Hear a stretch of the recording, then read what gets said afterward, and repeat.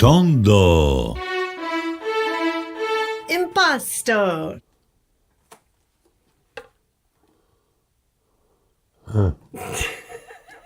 We're live. We're live? Yes. Okay. So good morning. Good morning. Good afternoon. Yeah. Good evening. Buongiorno. Yes, and chin chin. Chin chin. Let's begin Yeah. with coffee first. You know, I saw you put some cinnamon. Yeah. I didn't know that you had it. You know, that's my favorite. So Oh yeah, I have it right next to the machine. Yeah, well, I just put it in my espresso and it's great. Yeah, it's such a good Yeah. kind of flavor booster. And it's healthy for you. Yeah. So I think it's good for the immune system. Yeah. So, welcome to Tondo Impasto. My name is Amy. I'm Kras. And we're father-daughter team cataloging our family's legacy. And we're going one by one. 5 more to go. No, sorry, 10 more to go. And tomorrow we'll hit 100. Wow. It's been a pleasure because I haven't seen any of that, and I was shocked what my father is doing. It's unbelievable. I mean, he's probably the pioneer of the miniature paintings, and it's so great that, I'm shocked. Yeah. I also, I had some expectation of being, pleased, but it's over exceeded my expectations. What happens when you look at each one carefully, you really appreciate it in a different way. Yeah. I think that the first instinct is, well, it's just so many, how do you begin? Yeah. And I keep using this analogy or metaphor. It's like a giant elephant that we have to eat it. Yeah. And so the only way to eat it is one spoon at a time. Yeah. Right? So we're getting into the groove. We've got some other interesting surprises to share today, which I have not prepped you about. So we'll get your reaction, authentic, genuine reaction live. Okay. I think you'll be pleasantly surprised. And we're also going to talk a little bit about artists in general and your mom, Yova. Yeah. So we're right now in the impasto phase, and impasto describes Boris, my grandfather's style of painting, which he used a palette knife and painted miniatures in impasto style, which very thick sculptural, beautiful technique. It's like a jewel. I mean, it's unbelievable. It really is. And it's so powerful that the colors that he's using and the technique he's got, it's unbelievable. I'm so proud that he's my father, I didn't know for so many years, I didn't know that he was doing all this. Yeah. And because of the system out there in Bulgaria, miniature art, and when it's a real art, nobody appreciates it from the government. Right. There's got to be billboards and ugly faces hanging from the walls. And this is unbelievable. It's like a poetry, music, everything he combined right there in such a small format, and it's great. Yeah, I mean, I totally agree. Yeah. And as you were talking, I was also reminded that he did a lot of landscapes, right? Yeah. He did some still lifes. He's done some portraits. He's even had kind of cosmic themes. Yeah. And there are some students in Bulgaria, which I have still not been able to connect with, but they wanted to figure out a way to display some of this art in a virtual way. Yeah. And I was thinking that because of how much sculpture there is in the actual painting itself, it's almost like if you could create a surface and then you can put on those what are those goggles? Oculus, or they make these goggles where you can feel like you're in a space. Yeah. And then you can, instead of just looking at the landscape, you can actually like walk on the landscape of the painting. Yeah. Wouldn't that be kind of cool? That would be great, you know. To really kind of see the swirls and the edges, and you know, maybe you have to use like a little pick to rock climb up and over, and yeah, I mean, there's just so many ways that you can lose yourself in his work. Yeah, especially when it comes up from 3 or 4 inches by 4 inches. Some like and 2 inches you, by you 2 go inside. It's just like the whole universe, you know. We're just a little thing, a little dot. Mm-hmm. And, you know, when you go through and then get to the dot, you know, all of a sudden you see miracles, you know, beautiful things. Absolutely. Yeah. Absolutely. Yeah. Right. So we've got big plans. We're very ambitious. We're not going to quit. We're going to keep going. No way we can quit after all this treasure. No. This is our mission, our life mission now to put both Boris, your father, and Yova, your mother, on the map. On the map. And we will have a little tiny Yova surprise today. And we'll probably have to sprinkle some of it, but Yova's phase is Tondo, because, you know, she did this beautiful mosaic of the Last Supper, Leonardo da Vinci's Last Supper, but she did it in the round. Yeah. And so and that's the only one that I know. It's in a round, you know. Everything is, you know, in square. Like or, rectangle. rectangle. Or I actually went to a restaurant with Sarah, my sister-in-law, and they had one that was it's a restaurant that used to be a church. Yeah. It's by the Buffalo Exchange. Oh, okay. You know what I'm talking about? Yeah. So if you walk in there, kind of going into the kitchen, like above the door, they have a Leonardo da Vinci, but it's made out of like almost like a sculpture. So all the saints, everyone is sticking out like a relief or something. I don't know. Anyways, bas-relief, yeah. And but you know, that's something that we brought up in our introduction video, that we think it's the only one in the round. So we have to have Claudio do a little bit of research and see if there's any other. Yeah. At least what she did, and she began this work around 1938. Yeah, that was her diploma thing, you know, when she graduated. Yeah, so she hand cut every single little mosaic. Yeah, and then everything is ceramic. She had to bake. Right. Every color and everything, you know, it's incredible, you know, how much work it is to... Kind of unbelievable. Yeah. Kind of unbelievable. And even if she were to just do that and never do anything else again, that would be enough. Exactly. But she continued for another 50 years. Yeah, and she did beautiful things. And in front of her, you know, she knew the future, you know, because she was doing such a modern things.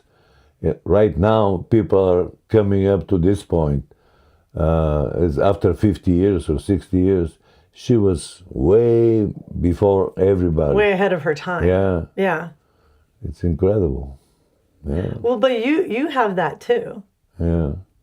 Maybe I inherited something, you know, from both of them, you know. So I didn't know that. I knew about my mother, you know, because when I was a little kid, I can see how she was working on that, and we had the big furnace out there that she was doing all the ceramic. So I can see, you know, the whole process, which is a very hard process. Yes. You know? Yes. It's involved. Yeah, it's involved. Yeah. And then, you know, with your father, I guess he was teaching. Yeah. So you weren't like with him when he was out with his students. No. Well, he was doing some sculptures and stuff like that when I was young. Mm-hmm. I didn't know about these miniature paintings. You know, he started when I went to Italy, probably. And I didn't know that this guy, he made unbelievable things. Thousands of them. Yeah, Well, then he brought some when he came to Arizona. yeah, So you, I think, were introduced to it then. yeah, But that was in the late 80s, and I had just graduated high school and I went off to college, and Eric was still at home. I mean, I'm sure that that was, speaking from my own experience with my kids growing up, you kind of don't have like the ability to focus. Well, wait, what are you doing? What's going on? You know, Yeah. I'm sure you were supportive yeah, because I think you guys tried to organize a exhibition. yeah. But in general, I don't know that you kind of understood the depth of how committed he was to this form. Yeah, yeah. Well, this is the first time I saw these miniature paintings, and we was living in Flagstaff, in Right. a villa there, Right. and I showed it to some galleries out there. He said, "Oh, I love it." He said, "Can we make a show? And I want to buy some of them." So I said, "No, yeah, no problem." So, but they had a short stay. Then I had to move to Phoenix. Back to Phoenix. Yeah. And things happening. So, I got about 4 or 5 paintings that he left with me. Mm-hmm. And then I saw him doing some Arizona things out there, and that small thing. And it's unbelievable the way he does it.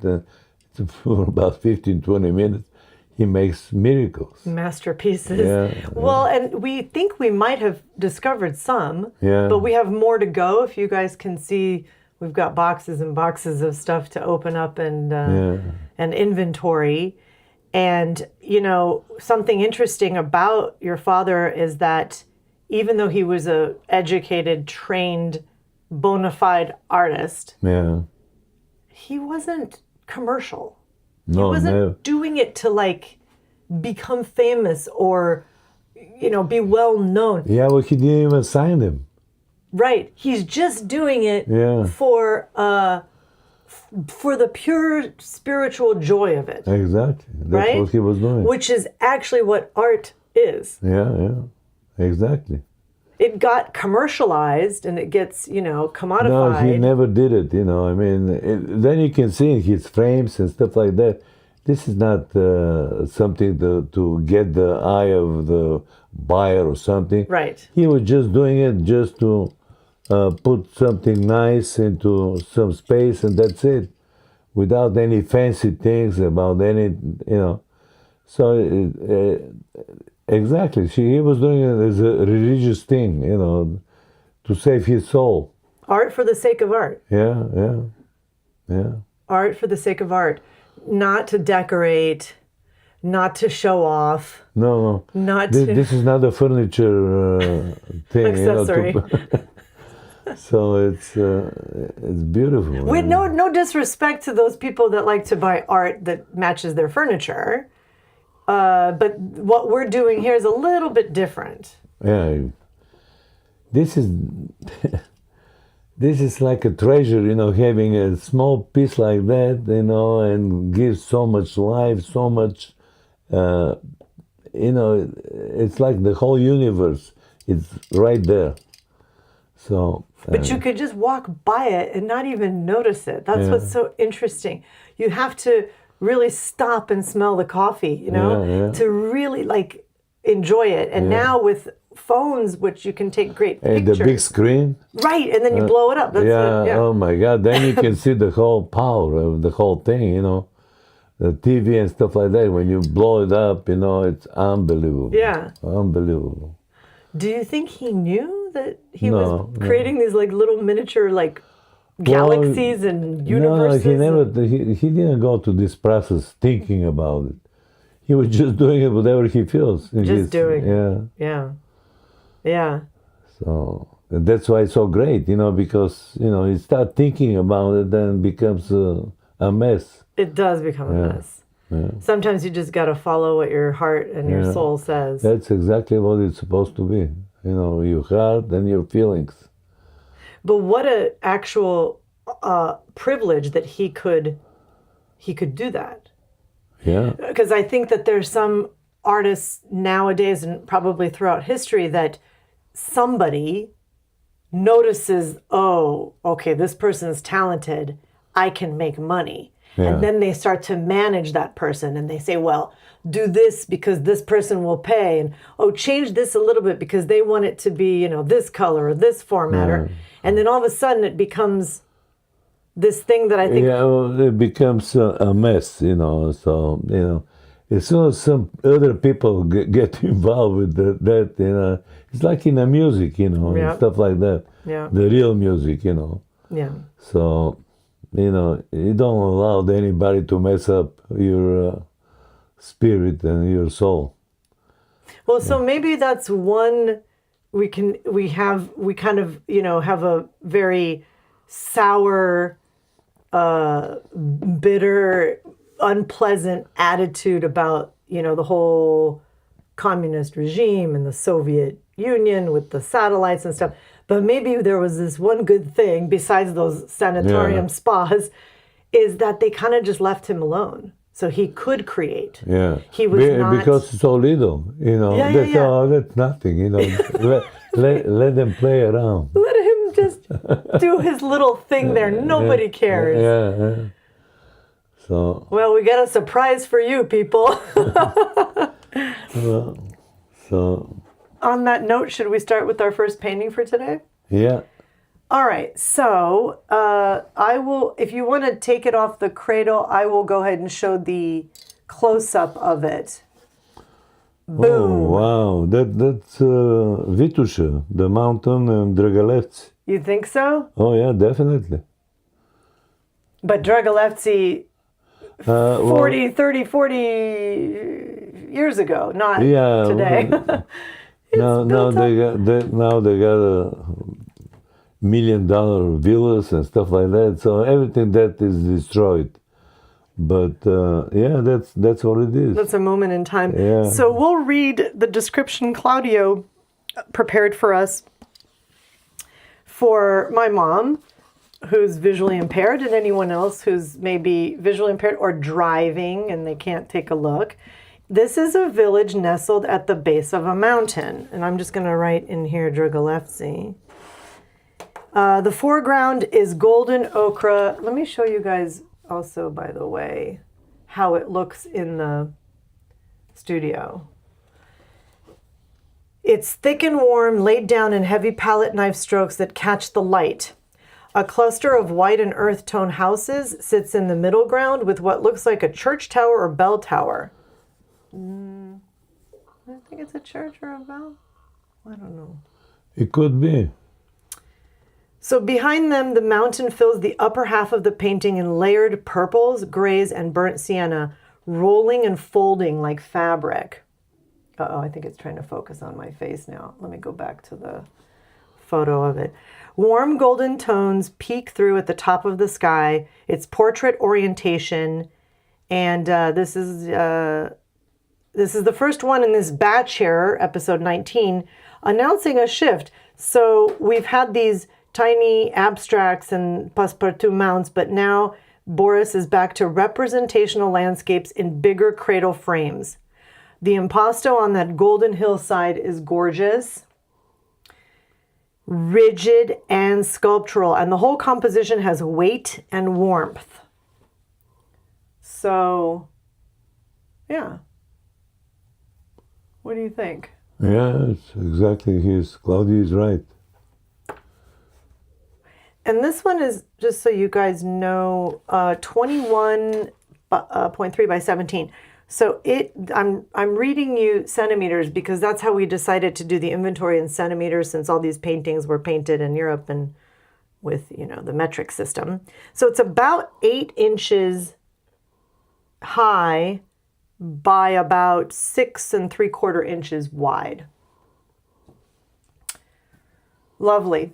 Yeah. And so what I think it is, by the way, this whole batch is what Claudio's calling the sandwich. So the sandwich is 3 layers. Okay, so it's got this corrugated board as the base. Then there's a layer of canvas or gauze that's glued like tutkal onto it. And then Boris painted on top of that with the palette knife. And the wooden cradle is nailed around the whole thing. So that's actually a pretty resourceful construction. Corrugated cardboard is cheap and available. The canvas gives a better painting service and adds some structural rigidity. And the cradle frame holds it all together. So he was making his own supports out of what he had. I'm just going to show the back. And it's so durable after 50, 60 years. Yeah, I know, right? It's just like he did yesterday. You guys can see the back. It's like on cardboard. But the good thing is that we've been, since it was in first it was all in the villa. Yeah. Maybe some of it was in Slivnica. Well, most of it is from the villa, because he works from out there. Yeah. All the time, and it's got to be from. And then he prepares everything right there. Right, exactly. Yeah. Like it was kind of his workshop area. Yeah. But anyways, my point is that, these things have been in boxes, like, as we open them, we'll see. But like, I think pretty nicely kind of tucked. Yeah. So, it's not that these were all on the walls. Yeah. Right? So as we take them out, later on, I think, no, not that one. But later on, there's one that's absolutely gorgeous in this 5 series. Yeah. But it looks like there's like a little, something punctured it. Yeah. But you cannot, when you look at the front, you can't tell. But on the back, there's like a little bit of a, we'll get to that one. But, okay. Anyway, so that's I wanted to read about the sandwich. The 3-layer sandwich. Yeah. Because that's these 5 you guys will see are the, sorry. Let me go like this. So we'll show you one last time. And then you want to go to the next one. So that's number 89. No, sorry, 91. 91, not 89. 91. Right. Definitely landscape. Okay. All right. So we'll go to the second one. Boom. All right. So this one, let's get my notes here, is another mountain village. Yeah. It's right there in Vituša. It could be Simeonovo, it could be Bojana. It's again Vituša. Simeonovo or Bojana. Yeah, just different angles or, from different vantage points. Yeah. So it's a clear compositional sibling to 91. Are you putting it in the cradle? And blue-purple mountains dominate the upper half. And it's heavier and darker than the first one. The sky carries pink and warm tones. A cluster of houses fills the lower portion, white and terracotta roofs catching what light there is. The overall palette is cooler than 91, more blue than gold, more dusk than morning, nearly the same size, same construction, same subject. He could have been doing them at the same time, I don't know. It's possible. Because they were all grouped together, but maybe we'll find more. Boris was looking at the same village from the same angle. I don't know. I don't think it's the same angle, but that's Claudio. Here it is in the studio. You can see that the colors are a little bit different from my photo than what you see in the studio, and that's an ongoing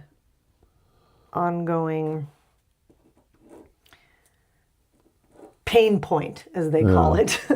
I'm trying to figure out how to get the right picture. I actually, to match, the colors the right way, I actually ordered some lenses for the camera, which I'll have to try out. They finally arrived. That was Claudio's suggestions. Yeah. Anyway, so here it is again, photo, and I know the other thing I wanted to show is that I think this one had the board is like a little bit warped. There's like a piece of, can you guys see how it's kind of popping up? It's like popping up a little bit. But what I've done with this in terms of my, like how to categorize is I've said that the frame around it is integrated. It's kind of like keeping the whole thing together. So I wouldn't want to pull it off. Yeah. And then this one is also cradled. So it's an integrated frame with cradle. So I call it IFC. Okay. Which is also like International Fighting Club for the for all of those who follow the IFC. Anyways, okay. Anything else you want to say about this one? No, it's great. The painting itself, it tells you everything. So any comments around it, it's not necessary. Right. Okay. Well, that was number 92. Yeah. So we shall move on to 93, which is the third painting of the day. And this one is just boom. Wow. That's the Black Sea again? Yeah. Coastline. It could be Cinemores. Yeah, it's gotta be. Beautiful. Yeah. Let me put it over here. All right. We'll put that on the easel close up in the studio here. And you guys can take a look at it right there. It's just, did you put it on the easel? Is it straight on the easel or is it kind of? Oh, it is straight. Okay.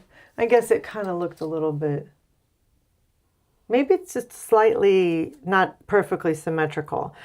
When I measured it, it was coming out 19 by 19. So that's 7.5 inches by 7.5 inches. Okay, well, let's read the description on this one. Dark outcroppings of rock rise in the foreground left and right, framing a channel of water that flows between them in greens, blues, and grays. The sea opens up in the middle distance, pale blue and white, stretching to the horizon. The sky at the top has a warm golden yellow glow. Bulgaria's coast faces east, so that warm sky is a sunrise.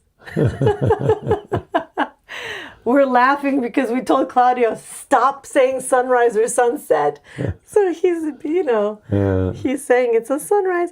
The impasto here is some of the thickest and most textured in the entire batch. Boris was building up the rocks with layer after layer of paint. Dark greens and blacks and grays pushed around with knife until surface has real physical depth. Nearly square format, departure from the portrait-oriented villages. The verso is one of the most paint-splattered backs we've seen. Oh, you know what? Let's show the back. Because it's got some paint on it. It's kind of... Yeah.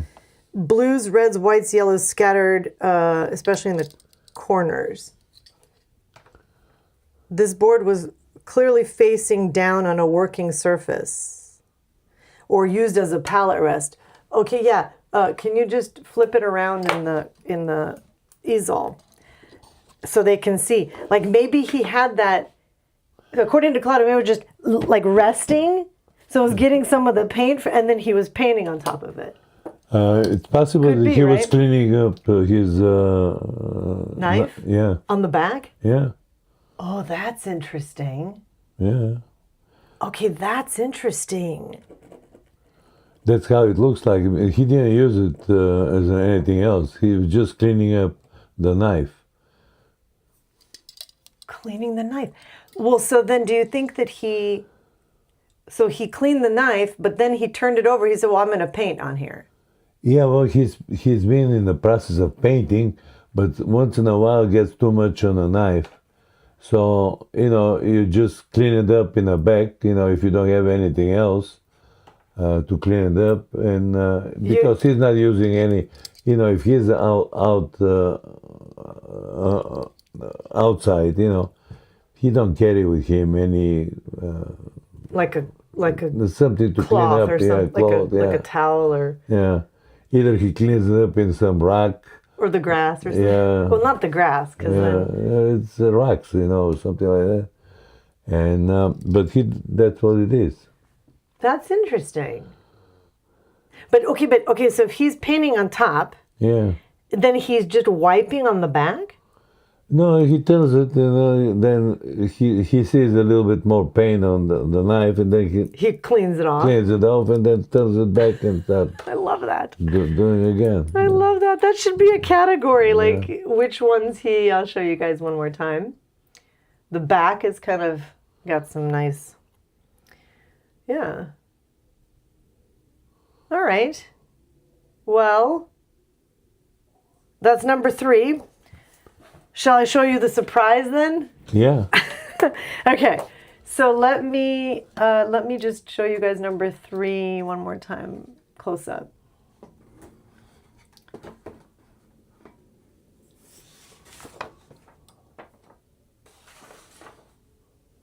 Okay, so that's number 3. Okay, all right. So let me set this up. Let me set this up because I think it's kind of an interesting. Okay, let me just look at my notes here so I can get this right. Okay. Would you agree that artists have always exchanged work with each other? Like sometimes maybe they give it like as a gift, oh, I painted this, you can have it. Or sometimes it's like they exchange. Just like through history, I would imagine. Yeah. So the reason I'm asking is because we are coming up with some things that are not belonging to your mother or your father. Yeah. Which I'll show it in a minute what it is. Yeah. And so I thought, okay, well, this must have been a present. Yeah. Right? Well, I remember a case, with my mother. There is a artist that one of the famous one in Bulgaria that made a portrait. Oh. And then she gave him a vase or something, So it was an exchange. It was like a barter. Yeah. Well, guess what? I have the picture. It's Zlatu Boyagiev. Yeah, exactly. Okay. You see, I remember that. Yeah. So let me just read about Zlatu Boyagiev so people know. Yeah. Born 1903, passed away 1976. One of the most important Bulgarian painters of the 20th century. He was born in the village of Brezovo near Plovdiv, graduated from the Academy of Fine Arts in Sofia in 1932 under Professor Tsenu Todorov. He painted village life, landscapes, portraits, the world of rural Bulgaria rendered with skill and classical composure. Then in 1951, he was 48, he suffered a massive stroke. Yeah. I don't know if you knew that. I knew that because he started painting with his left hand. Correct. Yeah. And so it paralyzes his right hand. Yeah. And he loses his speech. Yeah. He could no longer read. And as Claudio here researched, most people would have stopped. Yeah. Instead, he taught himself to paint with his left hand, and the work that came after is what made him legendary. Yeah. His left-handed paintings are explosive, crowded with dozens of figures in pure bright colors. There's women praying in chapels, men butchering pigs, kids on sleds, weddings and funerals swirling together. The critics compared him to Van Gogh. Yeah. Yeah. Okay?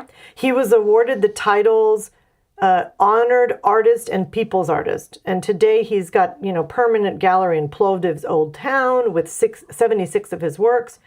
And also there's a museum in his birthplace of Brezovo.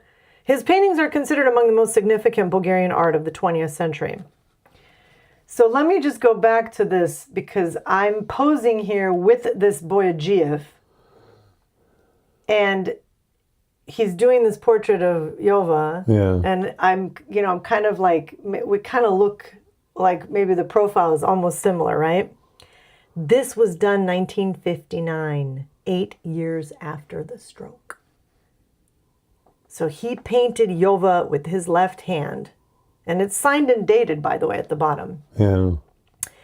And this one is a quiet, composed profile. So, okay, so she's in a dark green kind of blouse, I guess. And it's against a blue-gray background, still and steady. It shows none of that wild expressionist energy that his later left-hand work is famous for. So this was a man who lost his dominant hand, his speech, his ability to read, and here he is painting a portrait of a fellow artist's wife with calm, deliberate control. And then in return, Yova gave him one of her ceramics. A portrait for a ceramic. Artist to artist. Yeah, yeah. I remember that because he admired my mother's work. And he used to come to the studio and stuff like that. And he was a great man, a real gentleman. And I was little, but I remember, and I know all about it. He had a stroke and he did it with his left hand. Right. And it was amazing, that...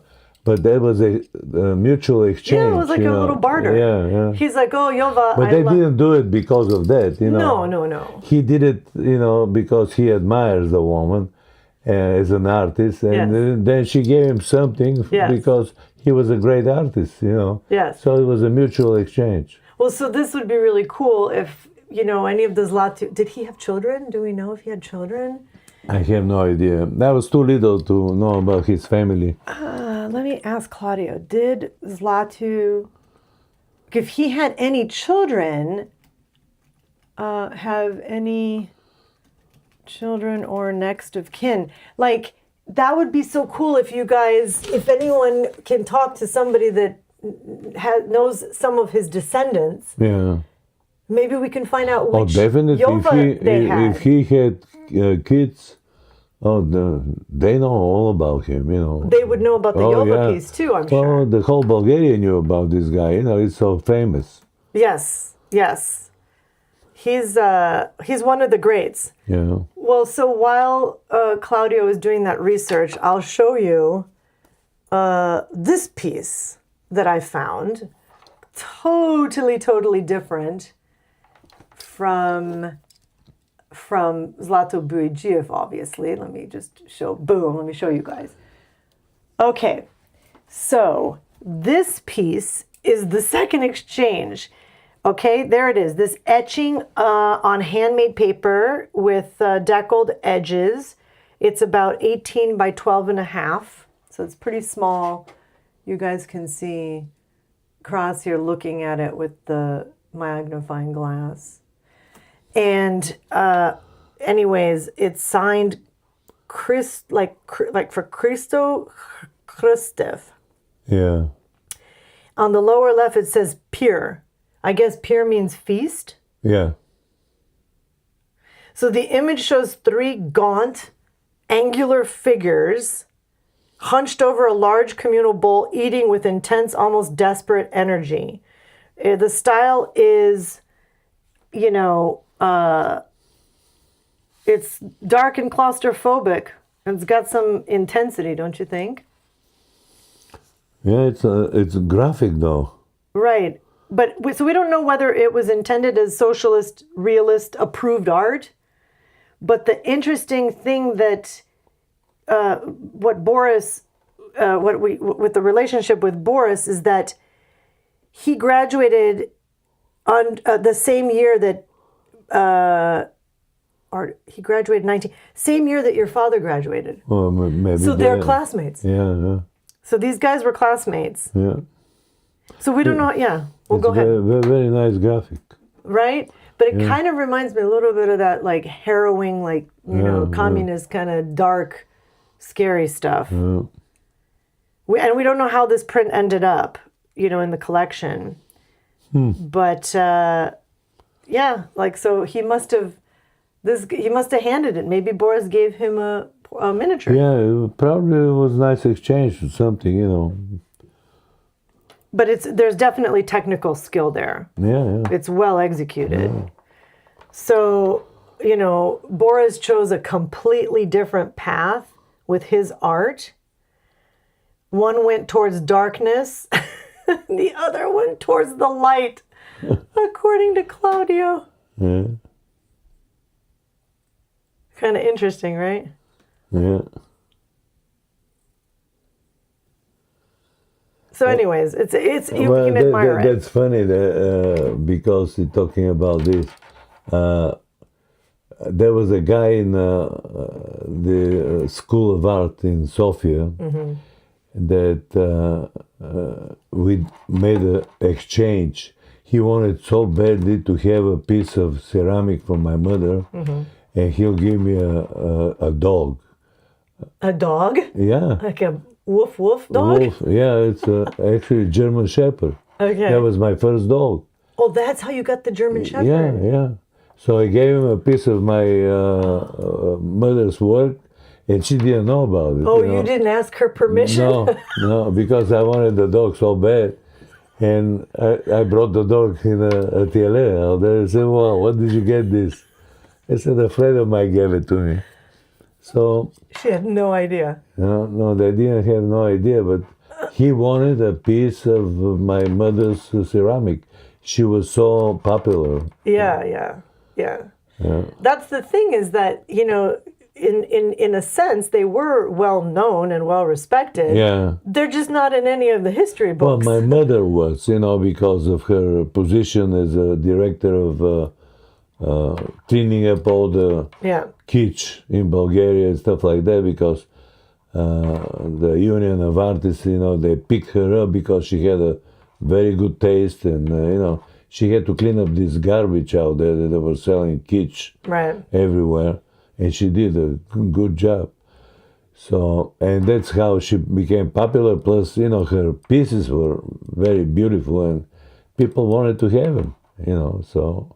So you just took one from I picked up a little thing, ceramic. So I'm running, so I can get the dog, and I got the dog. It was a puppy, And you never admitted to her? No. That's awesome. Yeah, I'm probably she'll say, "Oh, that's fine," Yeah, no, I know, but you definitely wanted that dog. Yeah, you were willing to. Yeah, I wanted, because it's a German Shepherd, and it was a beautiful puppy. Well, we have that dog.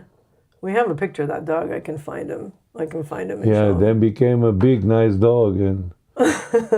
But then didn't you have to? You moved away. Yeah, then I moved to Italy, and then I don't know. My father said that somebody stole it, or I don't know. He ran away from the villa. Something happened. Yeah, it's possible, So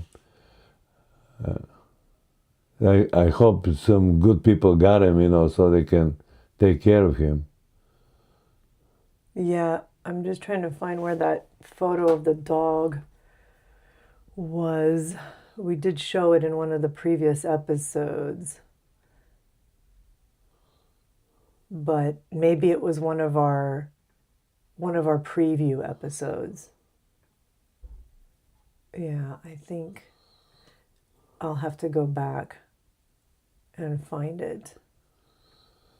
It was a cute dog. Anyways, that's funny. So that guy, was he the same age as you? Or no, he was older. The one that wanted the Yova piece. No, he was in my age. Okay. But he knew he wanted a Yova piece. Oh, yeah, because they knew, all the art kids in school, they know about Yova, by my mother, because she had a couple exhibitions and stuff like that.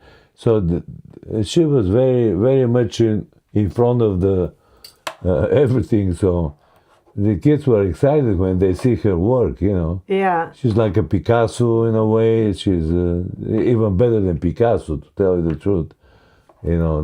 Because Picasso tried some ceramics and it's not even close to her. No, it's not. It's not that easy. Oh, that's a magnet. Really? Yeah. Okay. titanium or You whatever guys they just call it. missed what happened. Like his bracelet just pulled the pin, and I thought, well, how are you doing that magic? It's It grabbed you. yeah. Look at it.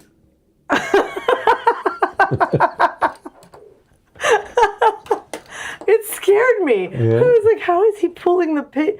Okay, that's funny. But does the magnet, is that healthy to wear a magnet? Yeah, it's supposed to be very healthy. Takes something Oh. out of the inside system or something. So it's very healthy. It also attracts the pen. And also, you can steal some forks here from the restaurant. So, Or spoons. Okay, so without even knowing, you go on the street and then something is hanging over here. So, oh, that's funny. Okay, well, so which one are we on now? I guess, okay, so we're on our fourth painting of the day. Should we okay, get- but there is another one here. What is No, that? that's the old Oh. sketchbook, and this is our little, I have like a little collection. By the Okay. way, here's the little, I can put it on the, actually it doesn't need to go on these. You guys can kind of see it. This is that, yeah, this is that Wow, sketch that's another one. on a piece of paper. All right, so you guys Yeah, ready? it's again Vitushe around there somewhere, could be Gabarnica. There was a place out there that they were raising mushrooms. Oh, really? Yeah, and it looks like, he went all the way out there. It's a little bit higher than Dragalevci. When you say raising mushrooms, do you mean like there was like a, Yeah, it was a big structure. Commercially, they were raising mushrooms. was like a mushroom farm or something? Yeah, a mushroom farm. Okay. Interesting. Oh, okay, wait. Sorry to jump around, but Zlatiu Boyjiev had a son named Georgi. Oh, okay. Does that sound familiar? Or Georgie, whatever. And also a grandson named Zlatin, who is George's son. Zlatin, oh geez. All right, here we go. Zlatin made the news around 2011 when he reported the theft of 9 of his grandfather's painting from his father's house. Yeah. The thieves entered through a second-floor balcony during a period when the house was empty, and police suspected someone close to the family because of how well the thief knew the layout. Yeah. So Zlatin estimated the stolen works at over 300,000 euros. Some sources also reference a wife named Tsvetana and a daughter named Rada, visible in a 1967 family portrait, though Claudio couldn't fully confirm the name since most of the Bulgarian language sites were blocked from the Claudio end. So there's also the Zlatiu Boyjiev Foundation, a nonprofit that manages his legacy, likely family run, though couldn't confirm that either. So anyways, it's actively maintained by living descendants. So the portrait of Yova that we have is a real piece of that interconnected Bulgarian art world. Artists trading work, families preserving it across generations. So the fact that 9 paintings were stolen from the grandson's house speaks to how valuable even Boyajiev works are considered today. So 9 paintings, at 300,000 euro. And that's in Bulgaria, which is a lot of money. That's right. Yeah, if it's on the west, it could be millions of dollars. Yeah. So, Yeah. yeah. Well, we have that painting, but I'm not gonna disclose where it is Yeah, because who knows how much that's worth, yeah, okay. right? I mean,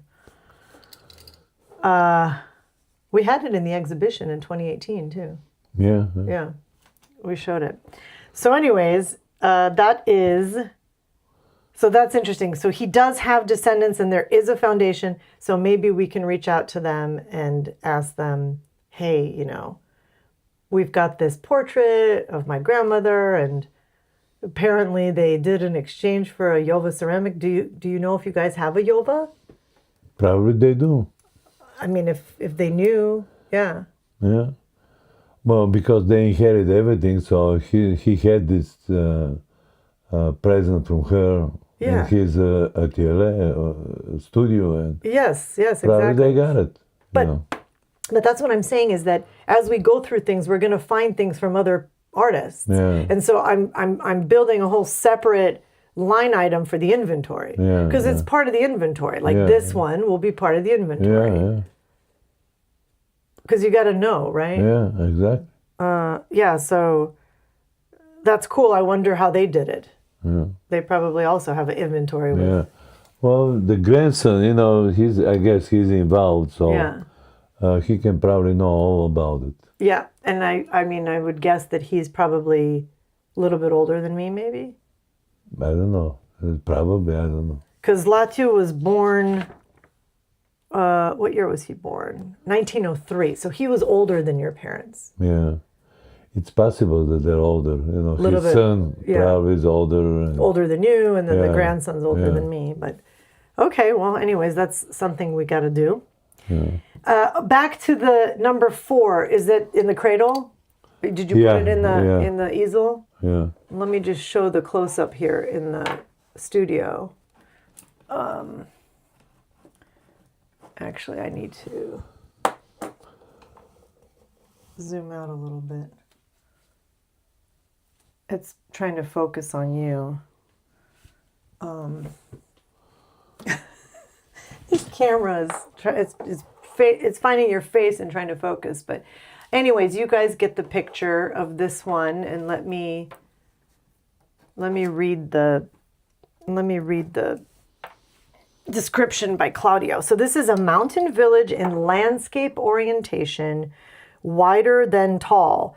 Foreground is blazing with red and pink, thick palette knife strokes, vivid crimson and rose with yellow and green accents pushing through. It could be a field of poppies. Oh, you think it's those poppies again? Yeah, well, there's poppies everywhere in Bulgaria, so it's possible. Or red earth catching warm light. Okay.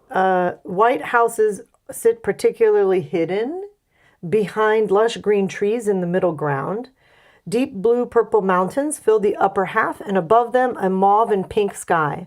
Boris was not holding back here. The reds and bold unblended, applied in sweeping horizontal strokes across the lower third. The greens are thick and varied, lime and olive and emerald piled around the buildings. The mountains are layered in that same way. Blue palette knife work we see across the batch. This is the first landscape oriented in this set here. Okay, so you think it's by those mushrooms? No, the mushrooms you won't see because it's like a basement. The mushrooms, they grow in a shade in the dark. Oh, yes. And it's like cement, as far as I remember, structure. It's like going into a basement, and then they got all the mushrooms out there, you know. It's interesting, you know. It's like, yeah, almost like a greenhouse or something, but it's made for no light, you know. No light, dark, probably very humid. Yeah. Interesting. But you started talking about this one having maybe something to do by the mushroom farm. The view, you know. Oh, the view. Yeah, the mountain, you know. It looks like in the back of it, they call it gabarnika, the mushroom place. Okay, gabarnika. Let's ask translate. Gabarnika.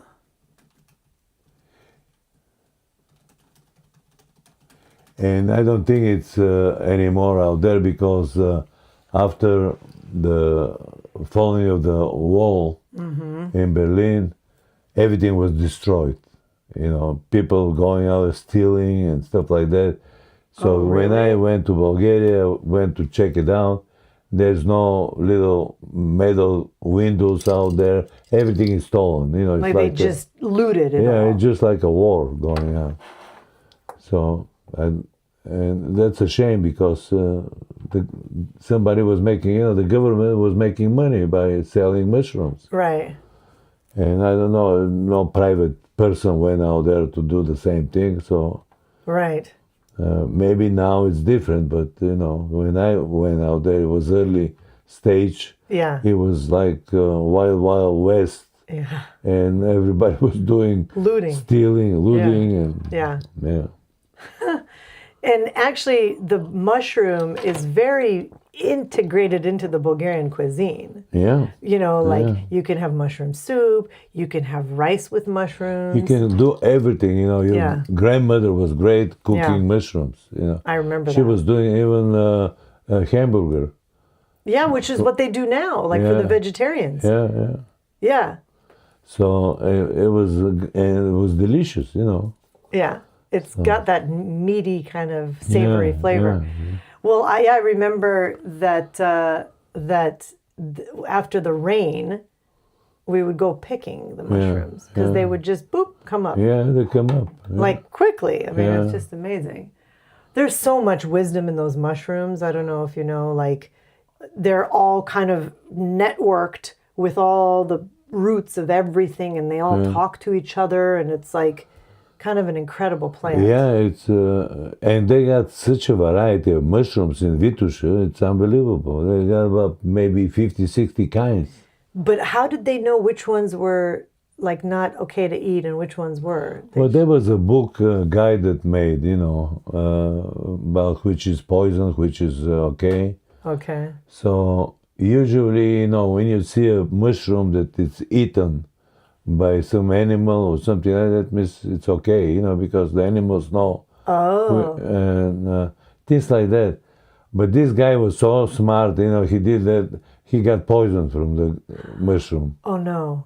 So I don't know how that happened, but Did he survive? I don't know. I don't think he survived.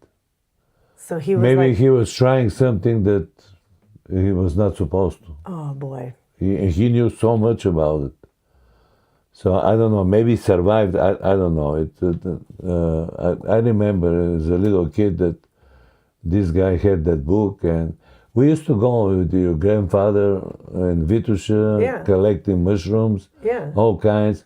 So when we go back to the villa, your grandmother cooks it. It makes different salads plus main dish and this everything mushrooms, different mushrooms. It was absolutely delicious. I can remember it. Yeah. Like I'm already like salivating from Yeah. it.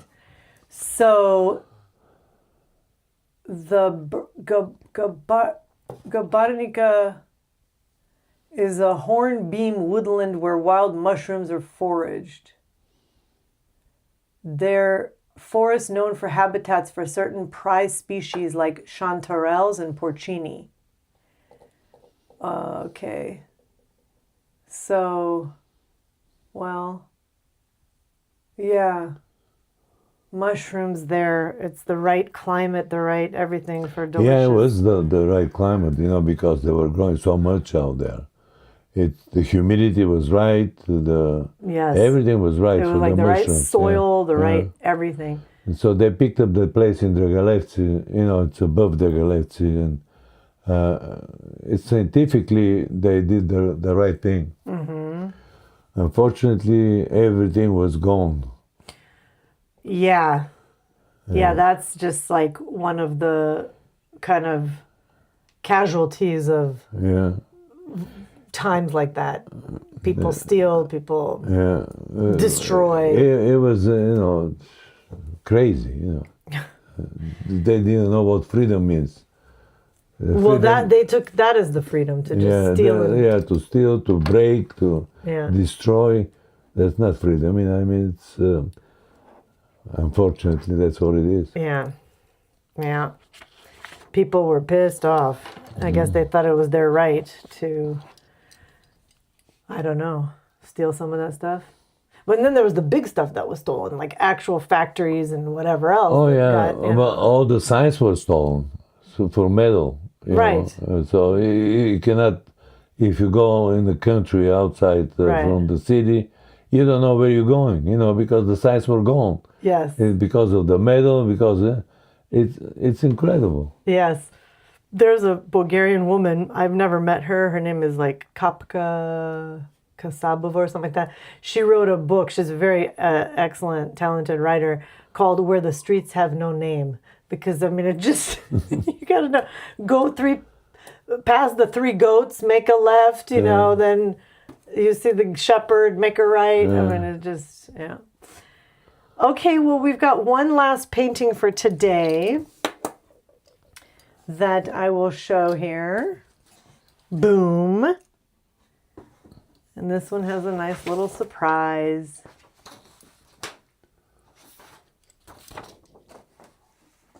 Now, as you look at this one, Wow. right? It's another mountain village in the landscape.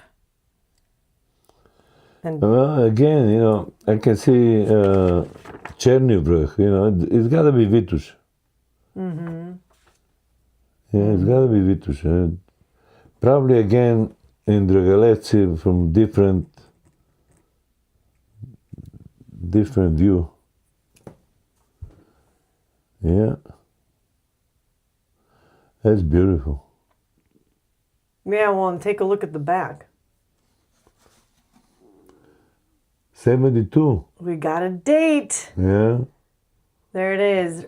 So it's the 12th of April. Yeah. Yeah, it's almost right there. Yeah, we're like almost to the 12th of Yeah. April. Yeah. And that's the 12th of April is Palms Day. Oh, Yeah. I think we had another one, if I'm not mistaken, that was on the 13th. Oh no, 12 is Easter. 12th is Easter? Yeah. Oh, like the Orthodox Easter? Yeah. Oh, yeah, you're right. 12th is Easter. And the week before that is Palms Day. That's right. Which is Palms Day like, what is that considered? Like not Good Friday. What? It's considered, you know, if you've seen, you know, movies and stuff like that, they're carrying palm leaves. And this is like, In Orthodox. I'm well, asking you also Claudio. gotta ask Claudio, you know, he'll give you probably a better explanation. I don't want to be just. Svetnica. Yeah. Palm Sunday or Flower Sunday. So in the Orthodox calendar, it falls on the Sunday before Easter, Pascha, commemorating Jesus' entry into Jerusalem. Yeah. Okay. So this year this year would be April 5th. Yeah. Yeah, it's Sunday and Sunday. You know, Sunday is Palms Day, and then the next Sunday is Easter. Right. And I know that we should know this, but what is the significance of giving you take it to the church or you give it to each other? The palm leaves. No, you carry it. I don't know. Oh, that's you. Your bracelet. My magnet is trying to steal the pen. Oh my god.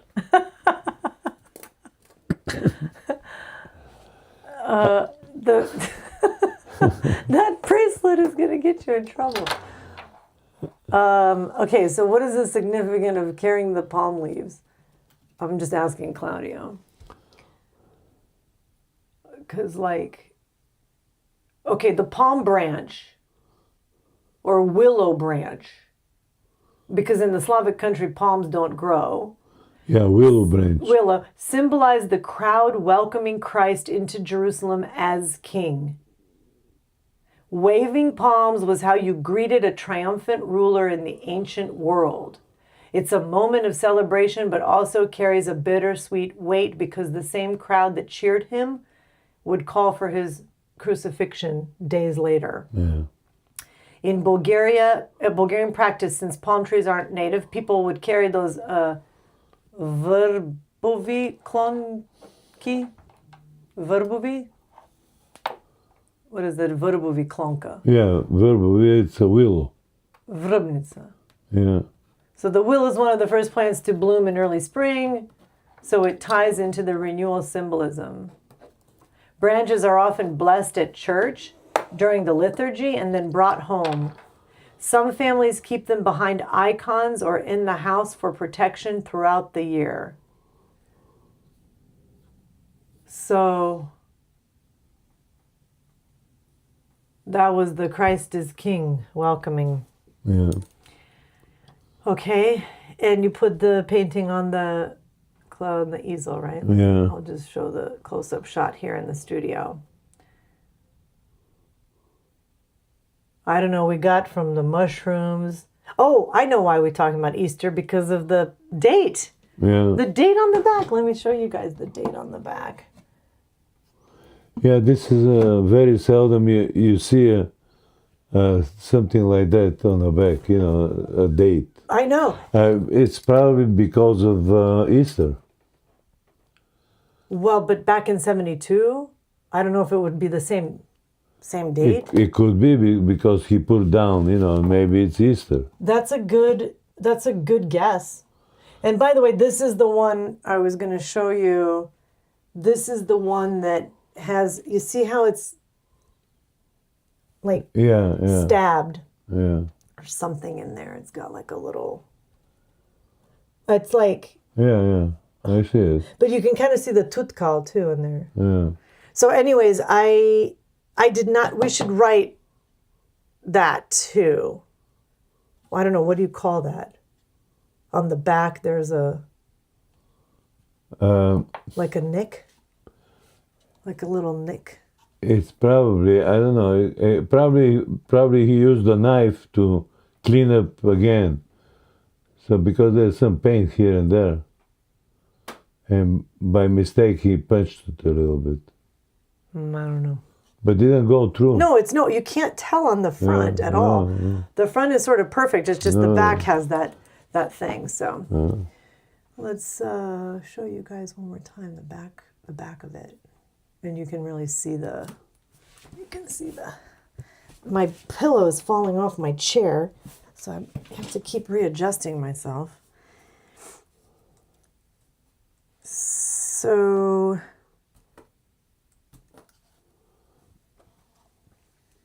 that is it for today. It's another beauty. Oh, well, let's just read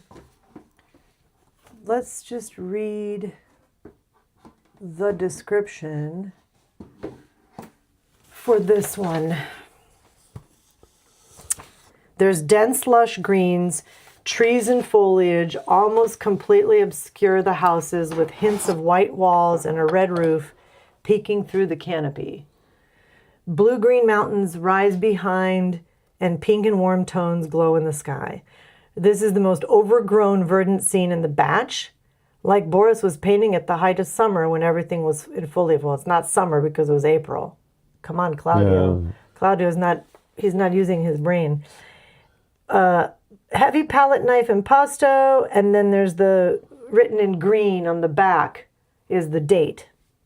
12 Roman numeral 472. So the Friday, we had one that was dated April 13th, 72. So it's after that one. Yeah, it was just like one day after. Yeah. So anyways, two paintings on consecutive So days. it's got to be around Easter, because, why would he mark it? Because it's a big day. Yeah.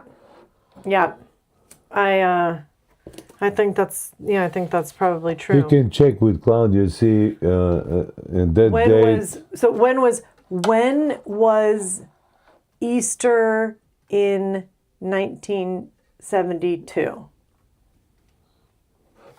We'll just settle it once and for all. By the way, I should say that when we talk about Claudio and we say, oh, he has to rest or he's tired or he's making mistakes, we know that he's not a person. We know that this is all, large language models and interesting artificial intelligence. So we don't have the LLM, what did my son call it? Like the LLM mania. Yeah. Because there's some people falling in love. Yeah. Talking to this computer and it's telling them, things. And anyway, so we're very well aware that this is just a tool. And when the electricity goes off, the tool is not there anymore. Yeah. But guess what is still here? All the paintings. Can't turn those off. Okay, so Orthodox Easter in 1972 was April 9th.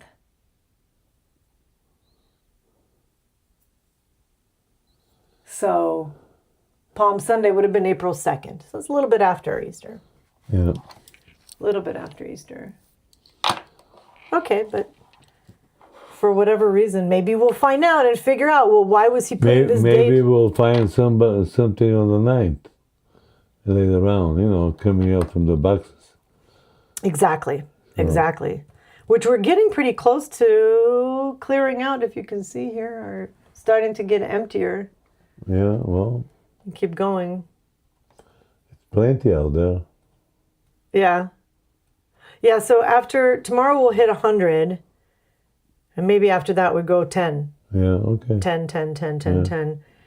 I hesitate to start adding more because I really am not happy with the photos. And so, what can I say?